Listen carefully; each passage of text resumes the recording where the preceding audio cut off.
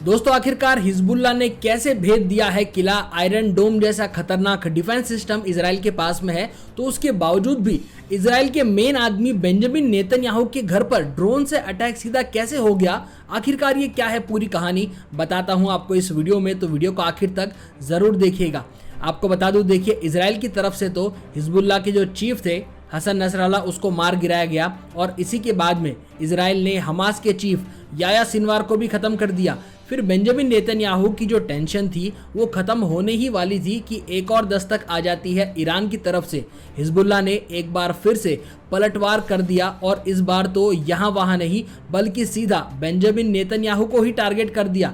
अब Benjamin Netanyahu को जब टारगेट किया गया तो इजराइल का जो सुरक्षा किला था आयरन डोम, जिसको सबसे सुरक्षित माना जाता है, उसको भी भेदते हुए डायरेक्ट ड्रोन से अटैक करवा दिया, वो भी इजराइल के प्रधानमंत्री के घर के ऊपर ही, जो कि बहुत ही बड़ी बात थी। और अब ये न्यूज़ काफ़ी ज़्यादा वायरल भी हो रही है कि आखिरकार सीधा प्रधानमंत्री को कैसे टारगेट कर लिया। एक तरफ तो भैया इजराइल जो है वो यहाँ पर इनके हमास के चीफ को जो है अटैक कर रहा है और दूसरी तरफ इन्होंने अब सीधा प्रधानमंत्री के ऊपर अटैक कर दिया। पहले तो सोल्जर टू सोल्जर फाइट चल रही थी ईरान की तरफ से, लेकिन अब इन्होंने जो है सीधा प्रधानमंत्री को ही यहाँ पर अटैक कर दिया।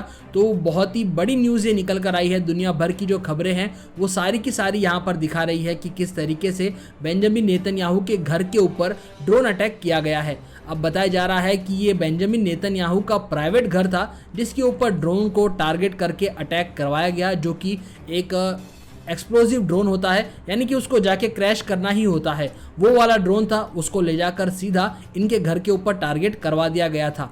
अब हिजबुल्लाह ने जो है शनिवार को लेबनान से इजराइल के ऊपर ड्रोन का हमला कर दिया था और इस बार डायरेक्ट सीधा जो टारगेट था वो यहाँ पर बेंजामिन नेतन्याहू का घर था। लेकिन इजराइल डिफेंस फोर्स का कहना है कि ये गनीमत रही कि उस समय पर बेंजामिन नेतन्याहू घर पर मौजूद नहीं थे, वो अपनी पत्नी के साथ में कहीं और थे। लेकिन इस घर के ऊपर अटैक होना इजराइल के लिए बहुत ही बड़ी बात थी, क्योंकि घर के ऊपर भी अटैक हुआ है और बताया जा रहा है कि आसपास में भी काफ़ी सारा नुकसान पहुंचा है।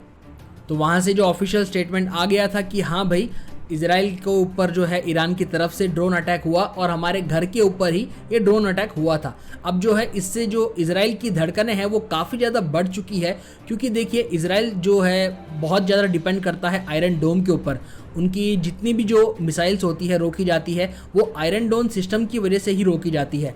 तो अब इजराइल को ये समझ में नहीं आ रहा है कि आखिरकार आयरन डोम फेल कैसे हो गया, क्योंकि बताया तो जाता है कि 99% काम करता है, लेकिन हो सकता है कि ड्रोन जैसी छोटी चीज़ को डिटेक्ट करना काफ़ी ज़्यादा मुश्किल हो गया हो, या फिर ये भी हो सकता है कि इजराइल के अंदर से ही कहीं पर जो है ये अंदर से ही चला गया हो ईरान या फिर हिजबुल्लाह की तरफ से ये अटैक, मतलब वहाँ से ये ड्रोन ना आकर इजराइल के अंदर से ही किसी ने लॉन्च किया हो। उसके लिए जांच अभी भी चल रही है और बताया जा रहा है कि 2 ड्रोन तो पहले ही पकड़ में आ गए थे, लेकिन एक ड्रोन जो था ना वो उनके घर पे जाकर गिर गया था सीधा का सीधा और उसने टारगेट को हिट कर दिया था। और बताया जा रहा है कि जब 2 ड्रोन पकड़े गए थे उस समय पर आयरन डोम बिल्कुल सही काम कर रहा था और सायरन बज रहे थे पूरे के पूरे इजराइल के अंदर। और उसी के बाद में सायरन बजने के बाद में बताया जा रहा है कि एक ड्रोन तो हिट कर गया और वहीं पर जो 2 ड्रोन थे उनको पकड़ लिया गया, उनको जो है बिल्कुल सेफ करके साइड में रख दिया गया।